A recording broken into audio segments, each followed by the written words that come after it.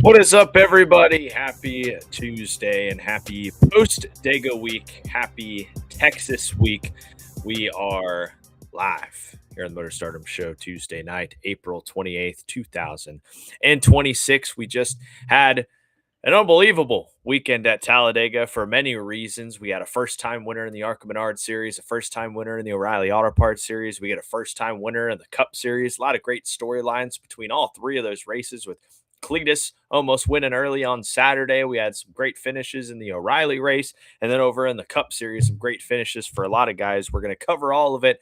And with all those positives, I'm still pissed off about a few things as far as our racing product on Sunday. But we'll get to that in a second. We got some news storylines I want to cover as well that have come out the last days before we get to all the information. But before we do, let's bring in the two gentlemen who will be joining me today. Firstly, this guy. How's it going? Oh, we're doing great, man. We're doing great. Got a great backdrop there.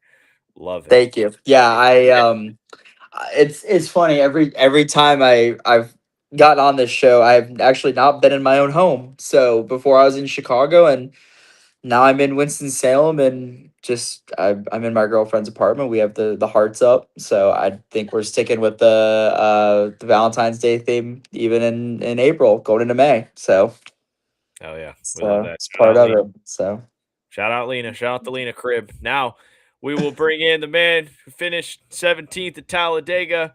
He did not get caught up in a wreck. He did not get destroyed this time. His car was not on fire. He actually was able to avoid people and finish the race. How we doing, Mason?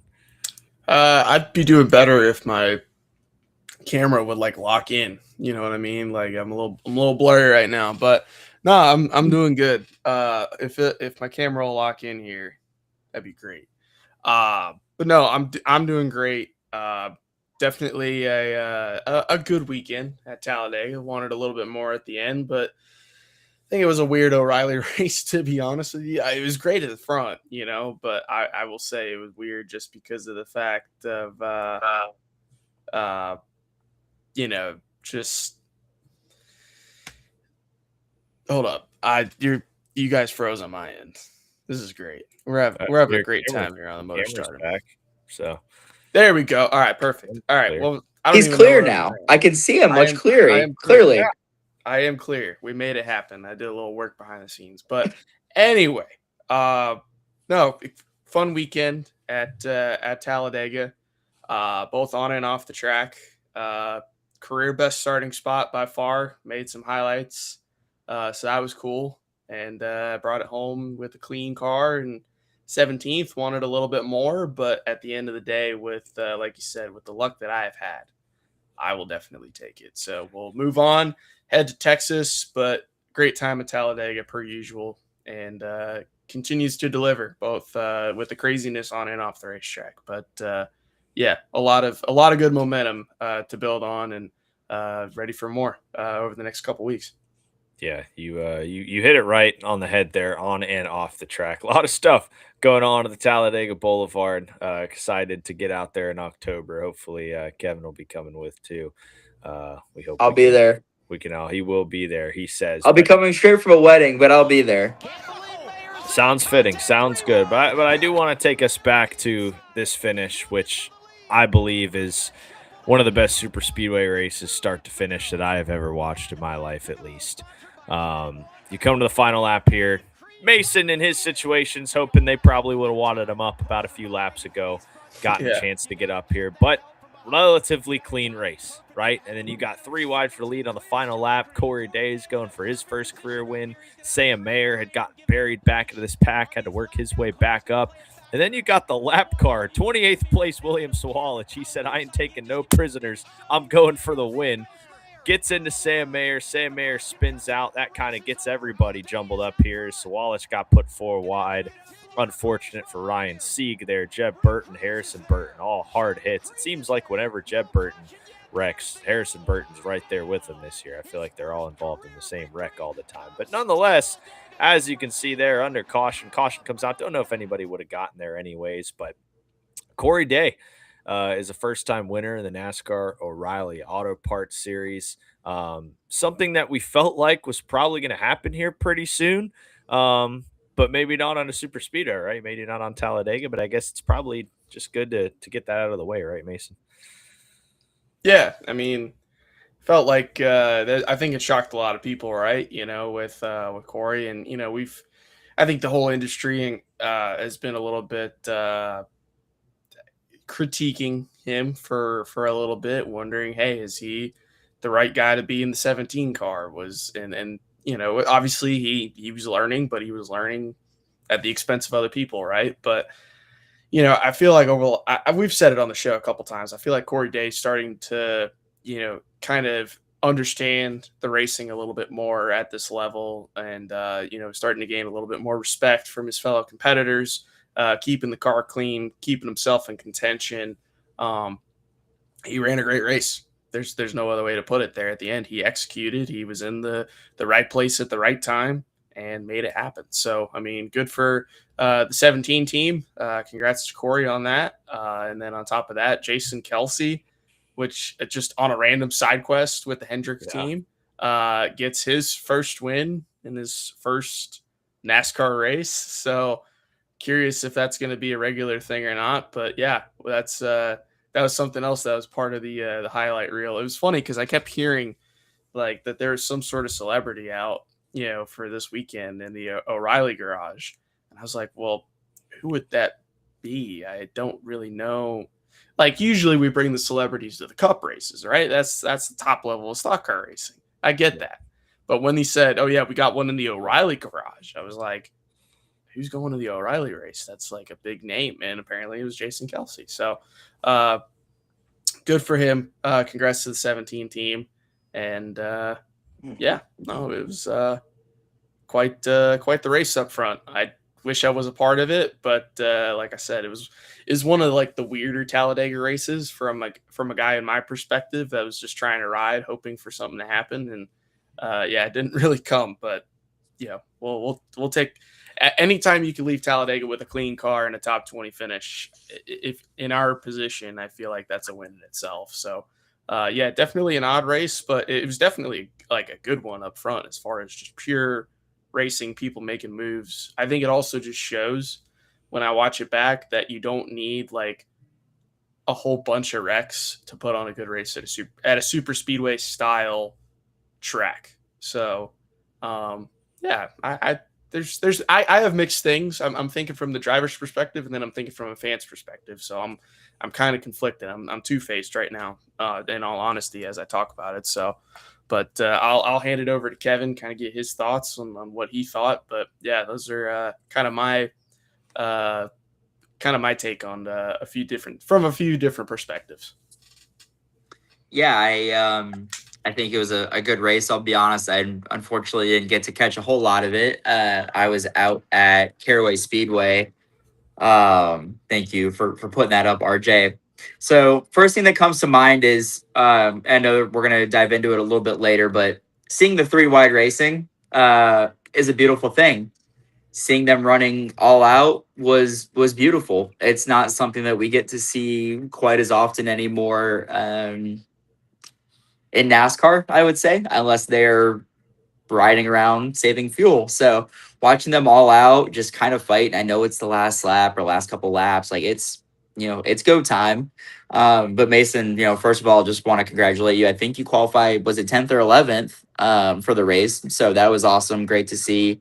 Great starting position for you. And obviously, as you said, I feel like that's just a big win, being able to bring the car home in one piece at a place like Talladega. I would assume, does that give you guys, good momentum rolling into Texas, like good vibes and everything?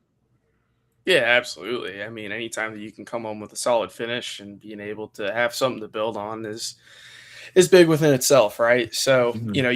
You don't grow, you don't get better if you're not finishing races, or if you're having problems and you're not, you know, as a team giving each other constructive criticism, right? But I Yeah. feel like for the way the race played out, I feel like it was about as good as it could have been as far as just from our standpoint, right? We ran up top 10, top 15 in the pack in stage one, which that was pretty cool. Mhm. And we rode hoping for some chaos to happen. Never really got it, and at the end of the day, did what we could and brought it home 17th. So we have to Yeah. build on. And Texas was good to me last year when I was driving the 53 car. So hopefully we can carry what I learned last year at Texas into this weekend, as well as what we learned at Talladega as far as that good momentum, good finish. So yeah, a lot of good things. But yeah, Talladega is wild. I had fun both on and off the racetrack. So but those are stories for another day. Yeah. As far as stuff, yeah. Off the Motor Stardom show. Yes. Really quickly, I am trying to remember. I know I was on a couple weeks ago. Corey Day, hats off to him. Like I said before on the show, I have never met him. I've never interacted with him. I saw him in Phoenix last year. So for the championship race when Larson won it all, and just watching him, he has that pose of that composture, just like he knows what has to get done. He knows that there's pressure on him, and he knows that he has to be paying attention. And just watching him look at every attention to detail and just being mindful of what's going on around him. I'm obviously he's got a great group. Just being at Hendrick, they're always going to have the right people in the right places. Anytime you get one of those big teams, it's like just you're bound hopefully one day for success. But yeah, it was really cool, I think, to see him to get that win, just kind of get the monkey off his back. Hopefully that will take a little bit of pressure away. But at the same time, it is a super speedway race, and people are, they'll always say, oh, it's unpredictable and you never know what's going to happen. And so hopefully he can get the speed, rolling still and keep the momentum into Texas this next week. Yeah, no, 100% on him, and I feel like I certainly expected that first win to possibly come somewhere else, right? But either way, I think to get that first win out of the way, no matter where it is, I think is great for him. He's doing great in the points. Obviously, none of them are Justin Allgaier still, up by a hefty amount of points in the standings. But as we get closer to the chase, we get through this summer. Certainly, this is a guy to watch in that 17 car. But you look at the field where we've talked about everybody that's in development, especially with Chevy, what's going to be open in the Cup Series over the next 2 to 3 years, right? A lot of these guys are auditioning, and clearly Hendrick has their money on the table for Corey Day to be able to be that guy to get there. But all in all, fantastic race. Just like we were talking about. For me, it's just, could bring tears to my eyes, man, especially after the super speedway racing that we get on Sundays, like to be able to see them, start to finish. Even first 5-10 laps of the race, they were dicing it up for the lead, going 3 wide. Mason was up there on top of 3 wide for a good chunk of that first part of the run. Like he saw it, and I think just that stuff is awesome. They never let off. They only had a few moments where they'd get single filed out, but even as soon as they would get single file, everybody was eager to make up more spots. Everybody was eager to pull out a line that only lasted a few laps, and that's why, I never minded the stages on the super speedways, especially as, with how much points matter with this chase format, everybody's ganging up to go get them. Right. So, but I think it was Kevin, like you said, super speedway racing doesn't need a bunch of crashes to be great. Like No. I was hoping they would make it that last lap without wrecking.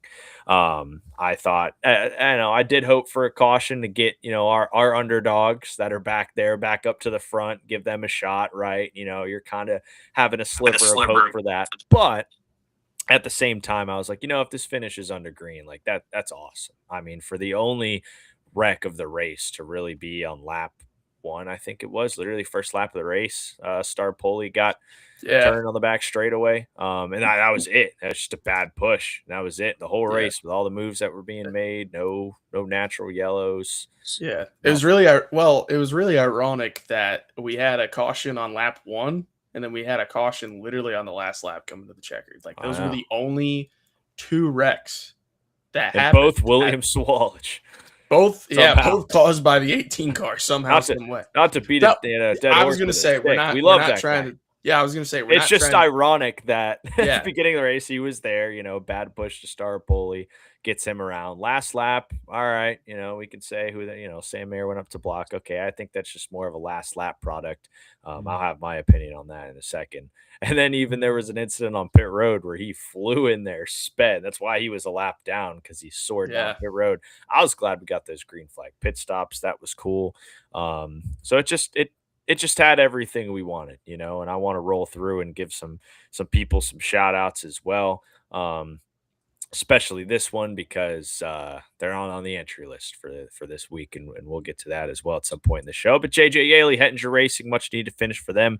They get an 11th place spot. He was up there mixing it up with everybody the whole race. The car, those guys have pace. He said after the race, maybe if we keep good finishes, 4 to 1 to support us. That's certainly a statement right there. Shout out to our guy Jeremy Clements, who was certainly looking for 1 million beers on the boulevard. I said it a few days ago, but I think Jeremy Clemens has at least had 2 to 3 CW interviews this year, and he's either been talking about beer or gambling. So we love this guy. This is true. Always down for a great time. 5th place, clean car, huge points day for them. So happy for them. And then, as well as our friend of the show, Austin Green, getting a top 10, certainly great for them and Peterson, as they've just literally had they've had Mason Maggio luck. Was what it seems like the last few months of the season. It just sucks. They'll be running top 15, get wrecked, explode, mechanical issue. It's everything under the sun. And I was looking at the replay in the final lap, because he got 10th, but when we were just watching it a second ago, I saw his car get turned there. You see him up at the top behind Perkins. He's spinning, then he's spinning again. I was like, oh, I wonder if they just called the caution. But then you see him appear magically behind what I think that's Ritzloff over there. So I guess he was able to not die there. But when we go to super speedways, we always get a lot of great stories. Unfortunately, it wasn't G. Smithers this time. But he was back there. Hey, where did he finish? 20th, because he and I were actually so it was funny. It was me, both the green light cars, both the Alpha Prime cars, and then eventually we caught the tandem pack, which was Kyle Sieg and Patrick Emerling. And what was funny was everybody had a teammate except for me. Josh was just somewhere. I think he was a lap down with some speeding. Kind of same thing as Swalwich had 2 speeding penalties or something like that. He sped. Yeah, Josh sped serving his penalty. Yeah. So, it was I had no teammates helping me there at the end. So, even when we knew, okay, it's the last lap, there's nothing that's going to help us at this point. Even if the caution comes out, we're not going to gain a whole lot of spots, So, here I am trying to make moves and nobody's going with me because everybody's sticking with their teammates, and rightfully so. But it was man, I am alone in this. They say there's a lot of fish in the sea, but there's no fish helping me right now, bro. Actually, so it was pretty funny. But yeah, we rode around in a pack of 4 or 5 cars. No, I'm sorry, 5 or 6 cars, and those same cars consistently. And Garrett was one of them. So, but still top 20 effort for the Zero team. Kind of same thing as me and Austin Green. Just have had a rough stretch since their run at Coda, when they had a good finish with Alex LeBay. So good for them. Good friends of the show between not only Garrett but also the whole SS Greenlight BRK Racing team. So. Good to see them get a good run and have some momentum to build off of as they go to Texas, or as we all go to Texas. So that'll be good. But yes. Yep, definitely can't go wrong with the underdog stories when it comes to these types of racetracks between Daytona and Talladega. So, there was a lot of them this weekend. It may have not have come in the finishing ways, but it came in different ways. Like Andy J. Koyak winning the ARCA race, which I was thrilled for. We had a beer on the boulevard celebrating together. I've been fortunate enough to work with them at the ARCA test a couple years ago to get my approval for NASCAR. Chad Fincham in the 66 car led laps at Talladega for Carl Long and the Garage 66 team. That was huge, like for that team. And like I said, there was a lot of underdog teams that like had different highlights in their own ways, even if it wasn't the exact finishes that they would have wanted. Cody Ware, I felt like ran a terrific race, like was up front all day long in the 51 car. And we know how tough it is just seeing the scale that the Cup Series is at. And it's super, super tough. Like you cannot afford to be a small team lacking resources in the Cup Series. And they went up there and they ran top 10, top 15 all day long.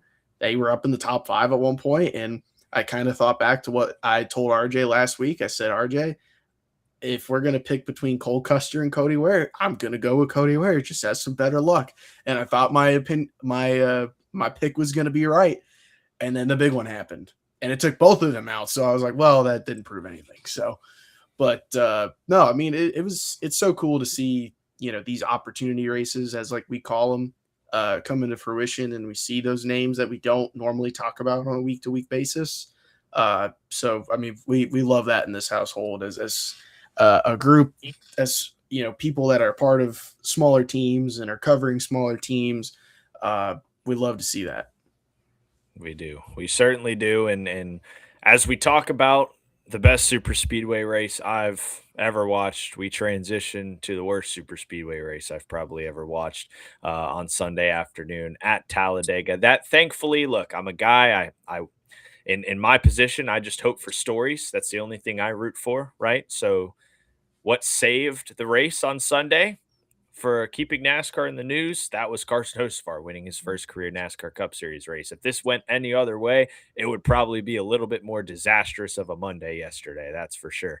But thankfully, with all the boringness and drama and stuff that I'll rant about in a few minutes here, we do get Carson Hocevar in the Chili's car in victory lane. He gets on the window of the car, does his crazy celebration there that I almost thought wasn't going to go right at first, and then he was able to make it work. So certainly a memorable moment. A guy that is etching his name right now in the Cup Series as a household name. But Spire Motorsports as well. They're trying to, as 2311 propels themselves into the big dogs this year with Tyler Reddick, Spire Motorsports is trying to be in that same conversation. They want to be up there as one of the better teams as they, keep building their relationship with Hendrick Motorsports and everything of that nature. So certainly big for them, big for Hocevar. A lot of people were happy for it, excited about it. The crowd was going crazy. I thought the only thing it needed if Hocevar would have caught that beer that somebody threw to him, I think, from the stands. They were chucking beer at him. But nonetheless, I will throw it to Kevin before you head out, Kevin, of your thoughts on this valiant victory here, riding the Dente to victory. Yeah, yeah, of course. Really quickly, I don't want to backtrack too much, but however, I did remember, and I want to make sure I highlight this. Happy belated birthday to Garrett. So that was it Yes. was his birthday yesterday. I think he's getting old now. I think he's 34. But anyways, fast Wait. forwarding to this past Sunday. And everything. Yeah, what a big moment for Carson, someone who's worked so hard in this sport, and he's not afraid to make moves and jumble it up. He's not afraid to play the villain role and be the bad guy. He seems perfectly okay with it. And as someone who works in PR and marketing, it can be a little bit of a nightmare sometimes. But at the same time, you have to love it and embrace it for who he is. And you have to take the highs with the lows. And you have to just be able to spin any opportunity into a positive experience, for not only the driver but the fans and the sponsors and everything. And quite honestly, I think Carson Hocevar is potentially the most marketable person in the sport right now.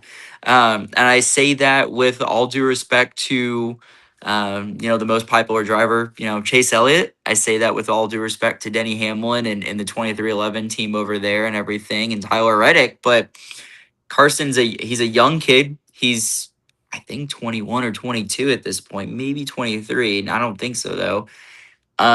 He's hungry. He has the ambition. He has all of the raw speed in the world. It's just learning to harness it. And I know a lot of people have been comparing him to Ross Chastain, and I think that's fair in some senses.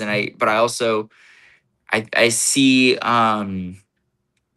I see something different about Hocevar, and I don't know what it quite is yet. But I mean, I feel like every time I look up something on social media, there's always something to do with Carson Hocevar. It always either has to do with like Chili's riding the Dente, or one of his many other partners. I saw he was out at Ziegler Auto Group a couple weeks ago. I know that's a big sponsor of Spire as well. Just, I mean, he's out there. He's acknowledging the companies and the sponsors that he's been able to work with. Um, I think it was a match made in heaven having the black ride the Dente car win at Talladega, especially with the comparisons of Hocevar to Earnhardt. Um, Take it for what it's worth, but having talked to Carson a couple times, ironically at Talladega and at Daytona, even in Charlotte a couple times, seeing him around the garage and just, I mean, he's the nicest guy. I was talking with him one time and he's like, yeah, if you ever need anything, just, shoot me a text, give me a call, like whatever it is. And it's not often you necessarily see that with some of these guys. And again, I mean that with all due respect to the drivers. They've got all their work and everything that they have to do, but just someone you can bounce ideas off occasionally is wonderful. And yeah, couldn't be happier for him. I think he's a great guy, and I mean the next couple races fit right into his wheelhouse. So I mean he almost won at Charlotte last year. So I wouldn't be surprised to see him back in victory lane pretty soon. Yeah, I would say the same for sure. Just like him and Corey Day was a thing we were kind of waiting to find out when he would get that win, and he was able to get it at Dega. So great Yeah, speech there, Kevin. Great insight thank as you. always. You go do whatever Kevin's do for the I rest of gotta the go feed my girlfriend, and the train's coming, so I gotta get off before the train gets here. So Oh boy. All right. appreciate you I guys. I'll hear it. talk to y'all later. All right. See you, Hey, Kev. man.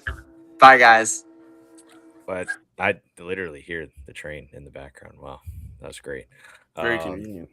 very convenient. Yeah, I've seen Winston Salem. We drove by it. I got to see that. So This it's is true. We did drive by it. That's right. I just say on the that. way to Martinsville. It's an interesting town. But anyways, he spread a lot of positivity there, obviously, about Carson Hocevar and that win. I think one thing outside of that with Chili's, it's great to have Chili's like a big sponsor like that, which we've seen like we've lost a handful over the years, right? A big sponsor like that kind of be able to get back into victory lane. We know they came back a few years ago, but it was with Justin Haley and they weren't having as much success. And so now to be able to get to the front, that's been good for them. And hopefully Chili sticks around for a little bit because everybody loves their song about their Presidente margaritas and stuff. And I mean, I've tried one. It's all right. It's not bad.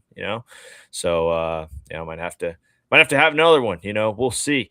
But after all this positivity, I'm going to start swinging into some negativity here on the Motor Stardom Show. Starting with our weekly Control Alt Protect.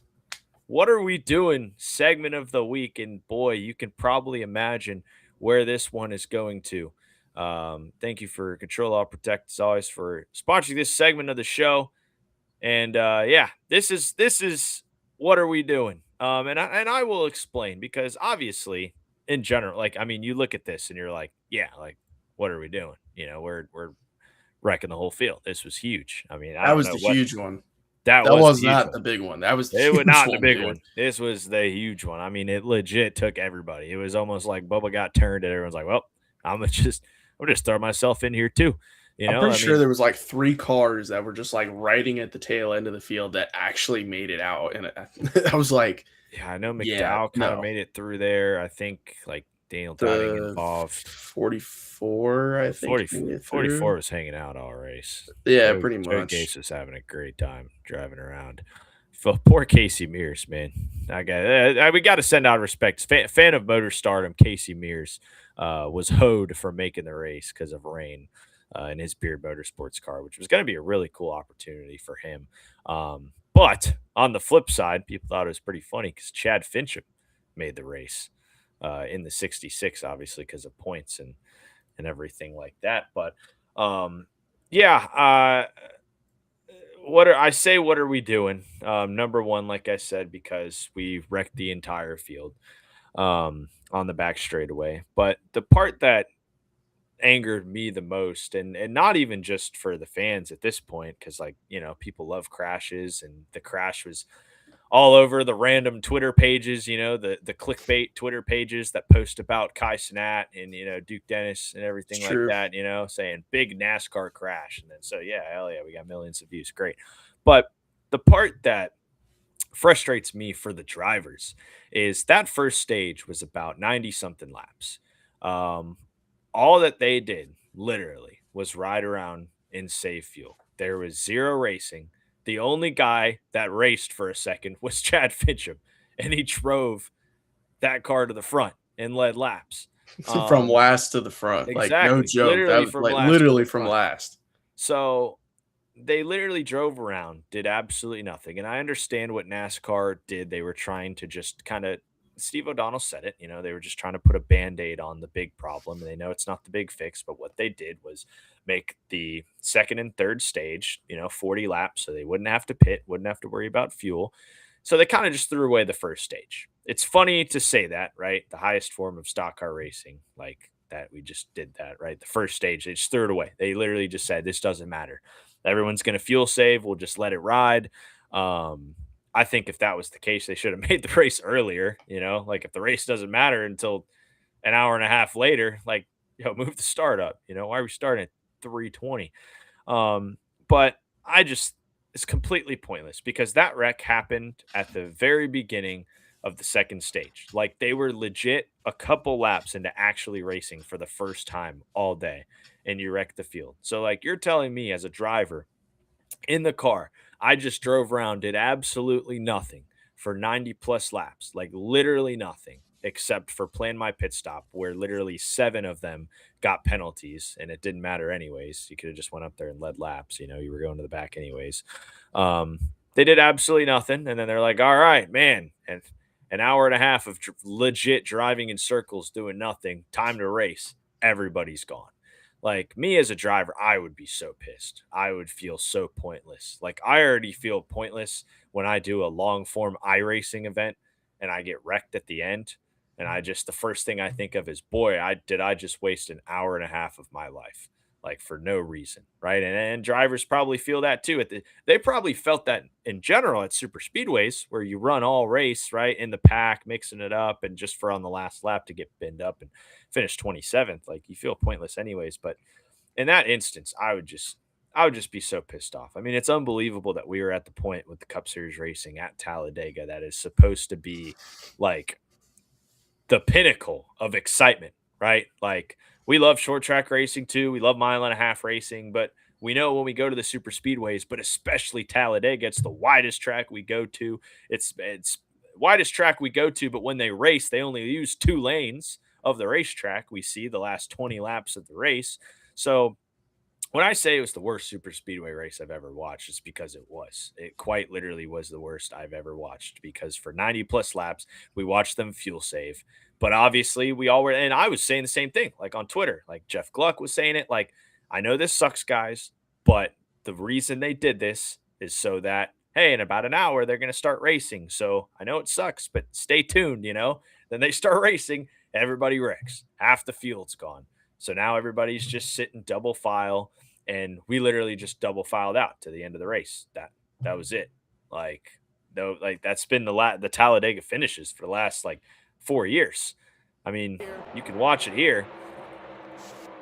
This was this was the order of the pack for the last probably like 20 laps of the race. It was Chris Buescher and Carson Hocevar on the front row. Ricky Stenhouse was behind Buescher. Bowman was behind Hocevar. That was it. Not even until the final trioval did somebody actually try to do something, and it was Chase Elliott. So Zane Smith was the only guy trying to make that cool move entering the tribal. He was doing this all day. I don't know if anybody else caught that, but like he was doing that all day where like people would slip up entering the tribal and he just peek his nose down there. He low key almost wrecked the field one time doing that, but I thought that was pretty cool because nobody else was going to make a move. But nonetheless, I mean, look, we've reached a point where we got done. We came on here after Martinsville, right? Even being there in person, race was boring.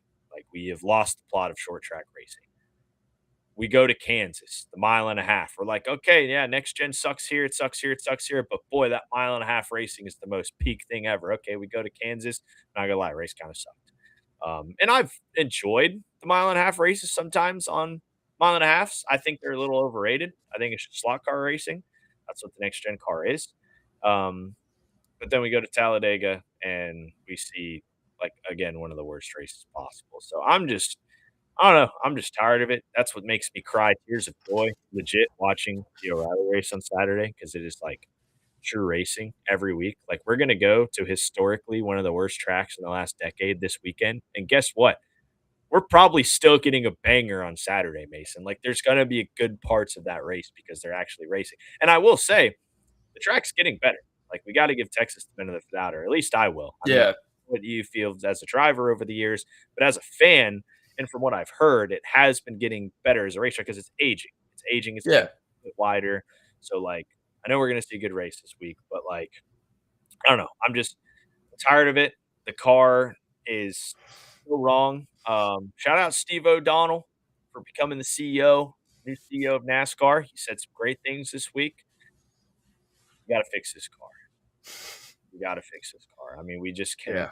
have the pinnacle of stock car racing on Sundays being this slot car that sucks for the fans, sucks for the drivers. This is going to be a thing where, like, when we just changed the chase format and all of a sudden all the drivers started coming out and saying, yeah, yeah, I hated the playoffs, by the way. But, like, they didn't say it while we had it because, I don't know, they didn't want to ruffle feathers or get a fuck. Yeah. It's going to be. From PR wise too, like, you kind of got to meet the demand, and you You got to be a good boy. you got to try to convince the fan base that, yeah, this doesn't suck. Like, You got to you be may a good have your boy. opinions, but, like, we're also playing in NASCAR sandbox. So if we just dog on them constantly, Yeah. they're not going to like it, and rightfully so. But I mean, I say it all the time. I'd rather us experiment with stuff to see if it does work. And if it does, great. We're going to keep using it. But if it doesn't, all right, scrap that idea. Let's throw it in the garbage and we'll try something new. But I don't know, man. Like, the next gen is such a unique concept with the car itself. I think the car and the way that it's built and the way that it's constructed, I think it's cool. I don't think that it just doesn't reflect on the racetrack. And we've had a tough stretch of just boring races. There's no other way to put it. And, like, I kept kind of thinking too, I'm like, all right, surely this cup race at Talladega is going to get dicey and we can start seeing a couple more guys towards the end, that we don't see, maybe mixing it up. But, like, speedway racing in the next gen car just seems like it's pretty much just follow the leader or the leaders. And I know something that a lot of guys were complaining about is, like, we can't make moves because the aero is just so bad when you try to make a move at a super speedway. Like, unless you're just getting, like, a Hail Mary run, like, you can't really do much of anything. You can't shuffle guys out. You can't try to, slot yourself in one lane or the other. And, like, you didn't see it a whole lot unless guys were like, yeah, it's getting antsy. I'm abandoning ship and I'm going to ride a little bit. But that's because they just pulled out of line, essentially. But, I mean, I don't know. It's a shame that we're having this conversation because this is the pinnacle series of stock car racing at the end of the day, and you want it to succeed. But, I mean, I know we tend to, really, like, express a lot of interest in saying, like, yeah, the O'Reilly series is peak, but, like, it's because it's good racing, and I think that's why we see it almost surpassing cup viewership. But, like, I don't know what's got to change at this point, but I'm running out of ideas. I think NASCAR's probably running out of ideas too. It's like, well, is this, at the end of the day, is this just what we got and we have to work with it until we figure out another generation of a cup car or what? But, like, I don't know. I'm running out of ideas when it comes to the cup series and the racing product and what we can do to help it. Granted, we've had great moments with the next gen car, but just the average racing product is just, it's not as It's not as entertaining as I think people would like it to be, and I think the drivers agree with that too because they say like it's just so much harder to drive, and I think that's why you see like the O'Reilly series and the Truck series thrive as much as they do because they're fun cars to drive. If you give fun cars to drive to race car drivers, they're going to put on a show because it's fun to drive. Granted, it's challenging in their own ways, but they're fun to drive. If you give them a car that they're not having fun driving, then they're going to voice their own opinions as well and say, "Yeah, this sucks." And we've had several guys after that race but be like, "Yeah, that was not good. Like couldn't do anything. It was either we're fuel saving or we're wrecking, like trying to fuel save in the packs." So I don't know. I'm running out of ideas personally. I want to see the Cup Series succeed, but I think I'm at the point where it's like maybe we just got to wait for the next generation of the Cup car to fix it because we've tried a few things and they've just kind of flopped in all reality. Yeah, that's the only thing that's going to fix it at this point is a new car. They've tried things, but at the end of the day, when we started out this, they built us a sports car, road course car, Yeah. and we've put it all on our tracks, right? So the way this car was built, with how it is, with how it drives, and how it doesn't swing out as much as a normal stock car has ever driven before, in all three series, right? This is just unique. I mean, we threw something more similar to an IMSA car out on the racetrack. Why? I don't know, right? But they've made tweaks, but at the end of the day, we don't have enough practice time to figure this stuff out. We don't have enough testing time to figure this stuff out. Changes that were being made even last year or a few years ago or this year were things that we, to be honest, I feel like should have figured out the first few years, but we just didn't have the practice. We didn't have the testing time. We don't even have practices on super speedways anymore, right? Except for the Daytona 500. We're finally going to have some preseason thunder in February to figure out the car, but I don't know what else you can do. Like that's it. Like that's the car is going to be the car. You can change the stage lengths. You can lower the spoilers, make these cars a little bit more spread out. Where track position's more important because all the drivers said the same thing when they came out of the care center. And I'm just relaying off of them is that you're so close together. The runs are so big that everyone just packs up and just bumps into each other. And then because those runs are so big, if you pull out and nobody goes with you, you're just going to get sucked back, right? So you have everybody there on the final lap where, yeah, when they're starting to race, that's awesome, but nobody wants to pull out like at all. Not even two to go, not even on the white flag. It's just two by two every time at Talladega. And so I don't know what the fix is. Besides if it's not, besides just getting a completely new race car. I don't know what they're going to experiment with in February. Like if racing's the same way, they're just going to fuel save. I think why the O'Reilly series is not going to fuel save because it's so much harder to get track position. Track position is so important in these races. And I got to applaud the field because you know who wasn't a factor all day long? Austin Hill. I don't even think he led a lap, if I'm being honest with you. I don't think he did. These guys were dogging. I mean, usually we've talked about it on the show. Austin Hill gets up there and seems like he just, I mean, spanks everybody, like straight belt the ass, and nobody can do anything about it. But this year, last week, this weekend, it was complete opposite. Everybody was making moves. Sheldon Creed was making great moves. Sam Mayer, Corey Day, Sammy Smith, Carson Quapple had a fantastic race car, especially at the beginning of that race. And he was legit a non-factor, like a non-factor at all. So you're just they're more spaced out. It takes more effort to build runs. And in the cup car, it's just too easy. So you just sit around and you ride fuel out.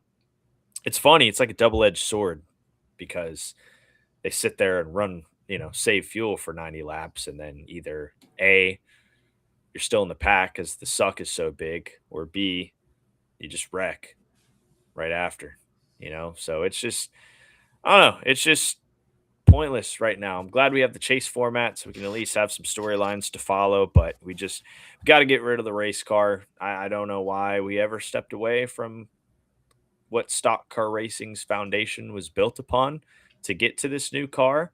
Um, We know that there was, an executive talking about how one day maybe they'll have to change the O'Reilly bodies because it doesn't have an identity.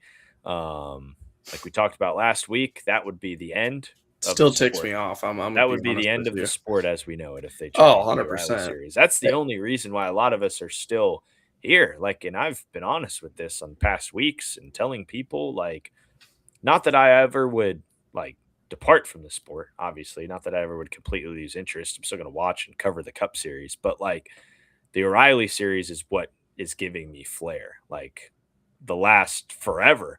But now it's more separated than I think it's ever been. Like I've loved the Xfinity, the O'Reilly series ever since I really started covering the sport in 2020 and 2021. I've always had a great appreciation for that series and love the racing, but it is more separated now than ever. Like, especially when the Cup Series is on Fox Sports, which that's a whole other topic. But especially when we're on Fox Sports to start the year, it is just vastly different, man. Like, I am so mentally spaced out of the Cup. It just seems like a bonus race on Sunday. Like, Saturday is the real deal. The commentators take it seriously. They have fun, though, at the same time. The racing is intense. There's great storylines. Our family owned teams are still throughout the field that we can cheer for. Jeremy Clemens loves beer. Like there's so many things to cheer on in those races. And the Cup Series just at this point just I don't want to say seems like a joke, but it's just there to me. That's what it seems like. It's just there until we get Yeah. to the end of the season, until we get to these summer months where we can follow big chase storylines and stuff like that, and we get Prime in here. Thank the Lord, Amazon Prime is coming up in 3 weeks. Like, it sucks. Like, everybody is kind of on the same page about this, whether they speak about it or not. But it's unfortunate. We only bitch and complain about it because we love NASCAR. We love Yeah. racing. And as voices that at least have somewhat of an audience, right? We want this sport to be the best it can be. There's people that'll complain and turn the channel off. Not us. We're here, right? We're in it. But we want less of those people that are flipping the channel. Yeah. So, And I uh, mean, I sorry, go ahead. no, I just said, yeah, I'm done. Yeah. Well, No. and I think too, going back to the next gen car, I feel like it really defeated the purpose of like what it was made to do in the first place. And that was to attract new potential owners to the sport and make it to where it would be quote unquote cheaper to go run. And if anything, it's more expensive to go run in the Cup Series now. And I mean, it's like, and if you don't have an alliance with a major team and a manufacturer, congratulations, you're going to go run last, second to last every single week.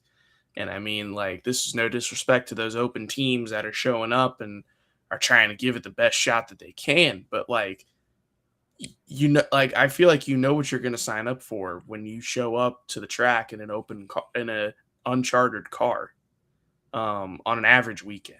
Obviously, plate racing is different, right? But on an average weekend, you know you're going to run it like tail end of the field by far. Um, and it's a shame because you look back at like 10 years ago with the old car, and you had a lot of these teams that may have not had the funding to be super competitive or have an alliance. They could still run 25th to last, essentially. We had the premium motorsports, the BK Racings, and the Rick Ware, like the Rick Wares. We still have Rick Ware, obviously, but like teams that had multiple cars, and it wasn't impossible for them to be able to go and compete and have somewhat success, some sort of success at the cup level.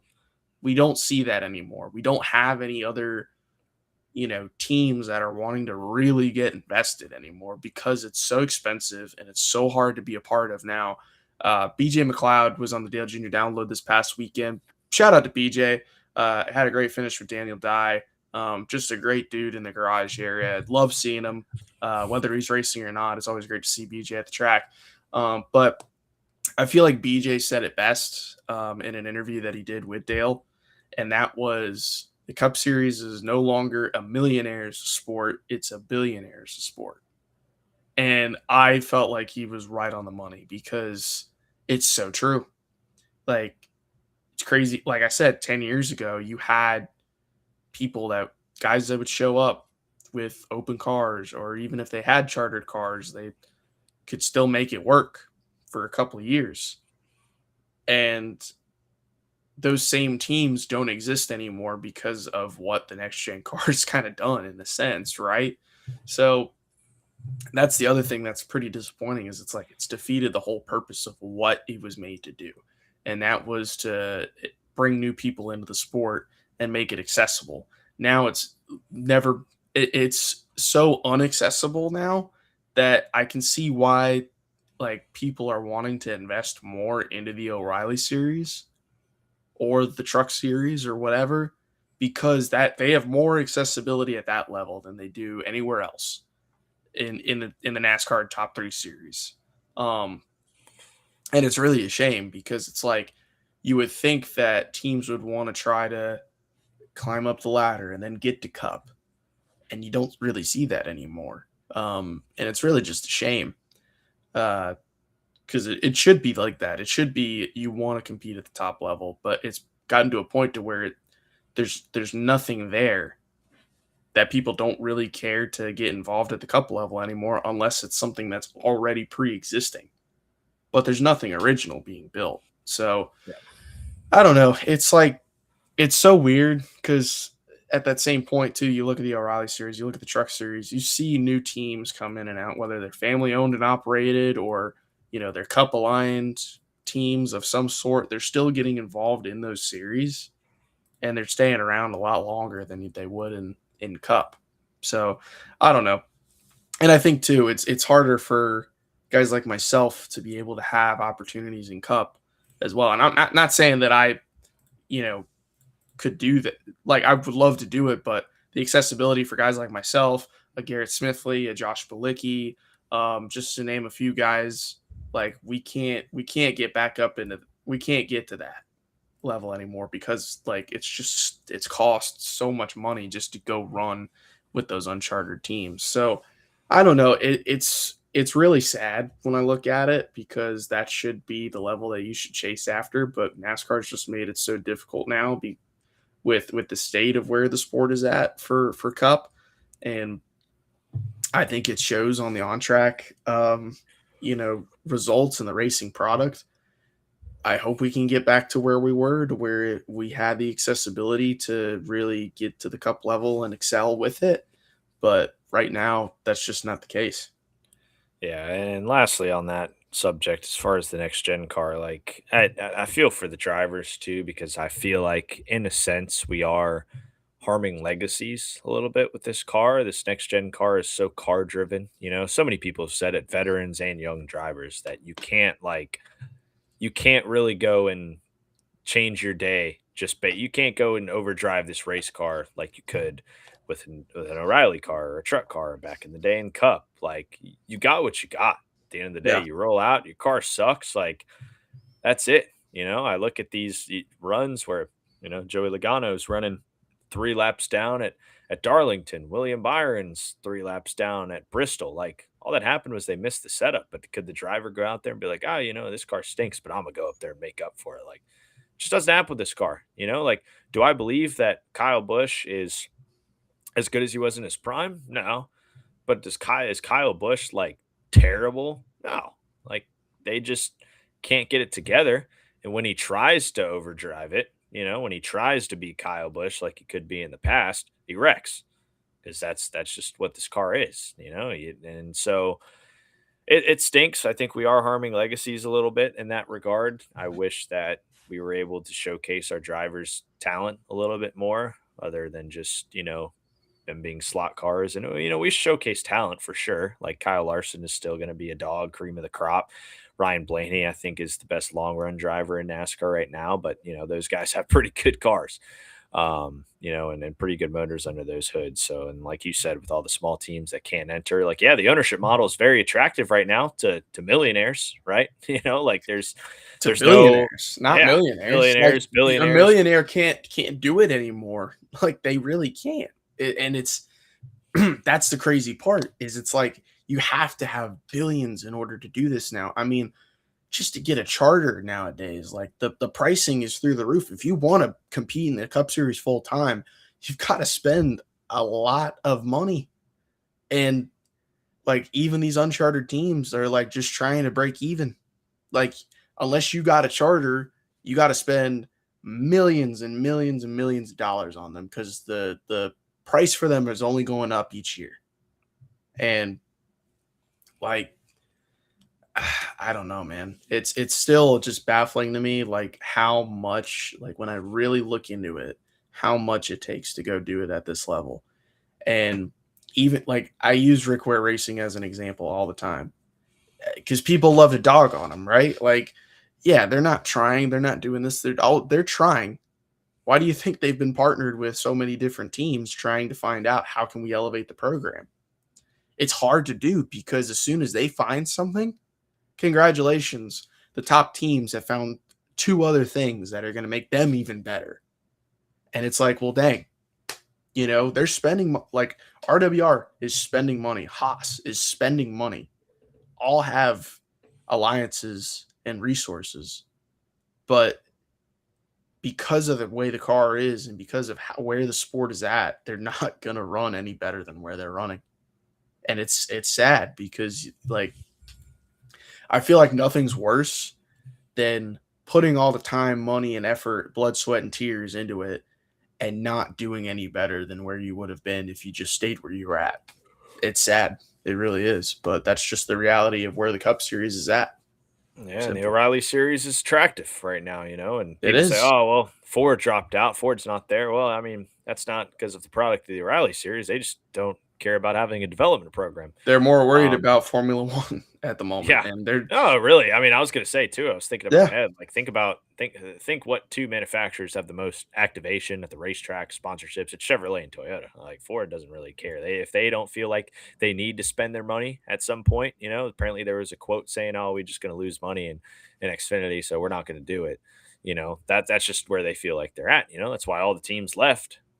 Ford went to Chevrolet, especially this offseason, because well, they just don't care. Yeah. So what that will result in 5 to 10 years, I don't know. We'll just have to find out. But it's not an O'Reilly product standpoint. People saying, "Oh, well, Ford's leaving, so we need the CUV body." Like, shut up. Like that is not like it. O'Reilly is peak right now. Yeah. Chevrolet and Toyota love it. Yeah, people are quick to blame the O'Reilly series, saying, "Oh, it doesn't have this and that," and it's like, well, it's got more now than ever. So you can't say that, but I mean, Ford wants to be a part of Formula One. This has been something that they've been planning for years and years, reestablishing their relationship with Red Bull and trying to make that happen. And obviously, Red Bull is a very stout team in Formula One. Have won, 4 of the last, I think, 6 championships or something like that in the last couple of years.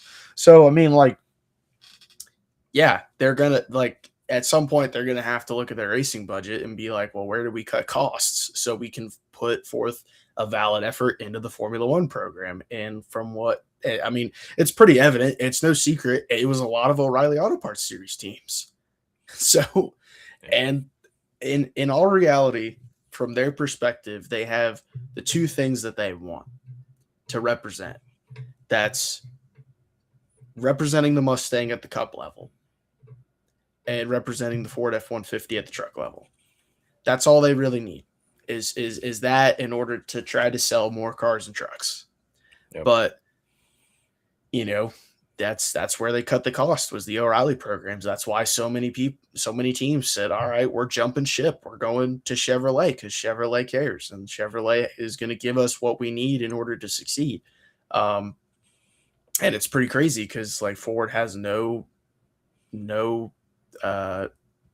stick in the game in a sense. So, which is really sad because I remember Ford was like one of the big teams. It like had easily 3 or 4 teams in the O'Reilly series with Penske, with Roush, with, others smaller up and coming teams, and you just don't have that anymore. And I kind of see why a lot of like, just from what I've heard behind the scenes, I see why people are switching and I see why people are saying, all right, it's not worth it to make it happen. Ford Ford is the most conservative manufacturer in NASCAR by far, from a alliance standpoint, and like you said, from a branding and activation standpoint, they're the most conservative. So, and like when the Red Bull thing was announced, I kind of figured, okay, like there's going to be some ties cut after this, and there's going to be a lot of people that are going to be switching, whether that's to Chevrolet or Toyota. It's going to happen, and it did. So it's a shame because Ford's obviously got a very long lasting legacy in NASCAR as a whole from the very beginning. And I mean, the last thing you want to see is that stuff. But at the end of the day, it's all business, and everybody's got different paths that they want to take on it. And I guess from the other side of the world, we'll see how Ford and Red Bull do with Formula One racing. Yep, we'll see. Like I said, this is something that 5 to 10 years, we'll see kind of what the effects of this down the road as far as for Ford and if any other manufacturers come in. The sport, we got Texas this weekend. You look at the Truck Series entry list. Kyle Busch is going to be back driving the number 7. He's won certainly a handful of times at Texas Motor Speedway. He looks to get that Spire Motorsports truck back in victory lane. Brandon Jones is running for Tricon. William Sawalich is running for Tricon. The 25 is Parker Kligerman this week, the free agent driver that was announced a few weeks back. Tony Breidinger returns to the Truck Series for the first time since Daytona, for the first time since they DNQ'd, so they'll be in this race. Her and her deal with Rackley. Don't know who will be on the truck, but she will be there. Ross Chastain, one of his 8 races coming at Texas. He'll be in the show. How about Corey Roper? Corey Roper's coming back. He's in that 62 for Hallmark Friesen Racing. Certainly the best opportunity of his Truck Series career. Our buddy Caleb Coster's racing, defending Cup Series winner Carson Hocevar is there as well. So certainly a lot of Cup names in the field there for the truck race. We take a look at, skip over that, take a look at the O'Reilly entry list. Nothing crazy on here. We got Connor Zilic, who's back in the 1 this week. So that means Carson Quapple is back in the 9. Austin Dillon coming out for their 1 race a year they do with Boot Barn in the number 3. So he'll be racing at Texas.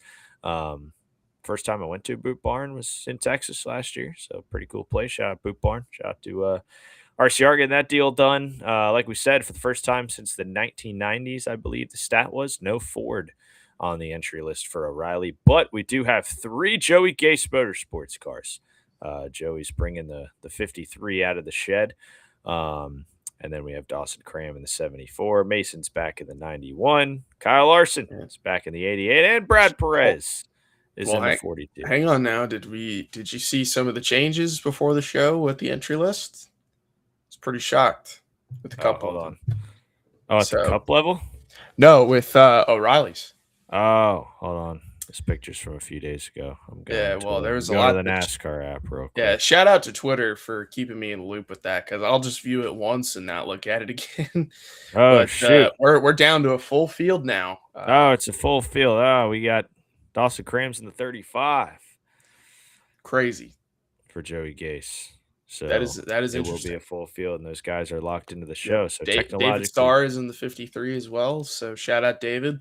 Obviously, David Starr's got to be there. I remember I talked to him last year, and he said it was the first time in like 20 years he didn't get to race at his home track. So he's back. There was no canceling out David Starr this year, especially after he got wrecked on the first lap of Talladega. So he will be back at Texas this week. But yes, the updated entry list has Dawson Cram in the 35. So shout out to DC. This is into the show. Interesting turn of events, I'd say, because it was only a couple years ago that those two were feuding, and here they are. We're so back. I see the vision.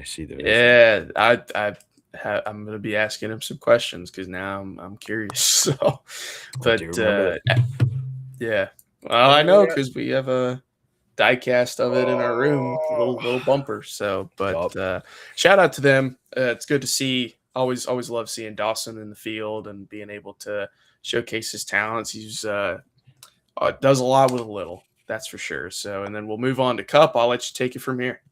Yeah, Corey Heim's in the field. That's all I got to say. You will be driving the 60. I mean, it's the only addition. Chad Fincham's in the seat 2 weeks in a row, so that's cool. But Corey Heim will be driving that race in the 67, so it'll be exciting to see him back in the field again.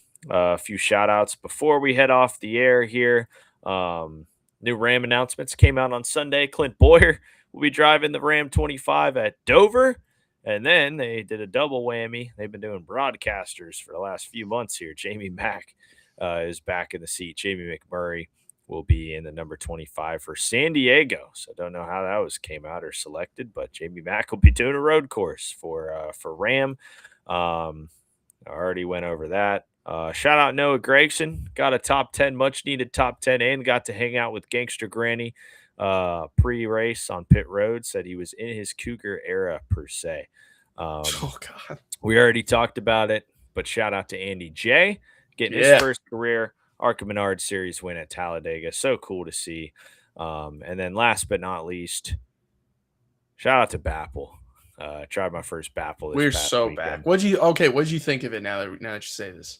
It's awesome. Just tastes like apple juice with a little bit of a kick. Literally apple juice with a twist, and it's great. This is coming from a kid that did not really like apple juice either. So like, we're moving on up in the world. But shout out to Bapple. That's the real highlight today. Is that I got handed a ton of apple, and I felt amazing. So thank you to those people that handed me a couple of apples. Yes, thank you, Busch Light. Thank you, Ross Chastain. Thank you, Anheuser-Busch. And thank you, Bapple, for bringing us Bapple. Man, had a lot to say this week for sure. We are hoping that it is just a nice, entertaining weekend at Texas. Another triple header on our hands, but it is trucks this time instead of ARCA. I believe ARCA's racing. ARCA's got east and west all over the place this weekend, I think. I forget where, but you can find it on Flow Racing if you need, or the NASCAR channel, maybe. I don't know. But nonetheless, Truck Series Racing Friday night, FS1 under the lights at Texas. Then we have the O'Reilly race on Saturday. I forget exactly what time you guys are racing. I don't even know either. That's really bad on my part. 3:30. So a 3:30 start time. Back to a normal start time, I guess, for the O'Reilly series. 3:30 on Saturday, and then for the Cup Series, 3:30 on Sunday, back relegated to FS1. So hopefully we will top 2 million viewers for the Cup Series race. I hope so. But thank you guys, as always, for tuning in. And we will have some fun, hopefully redneck-esque stuff to talk about after Texas. Mason's in the saddle. Hopefully he has a good race. And everybody enjoyed Texas. And we'll see you. I wish I was there. It was a fantastic time last year. But I'll see everybody in Charlotte. But enjoy Texas this week. 3 races. Going to be a fun time. And we'll see you guys, as always, next Tuesday night to unpack it all. Peace.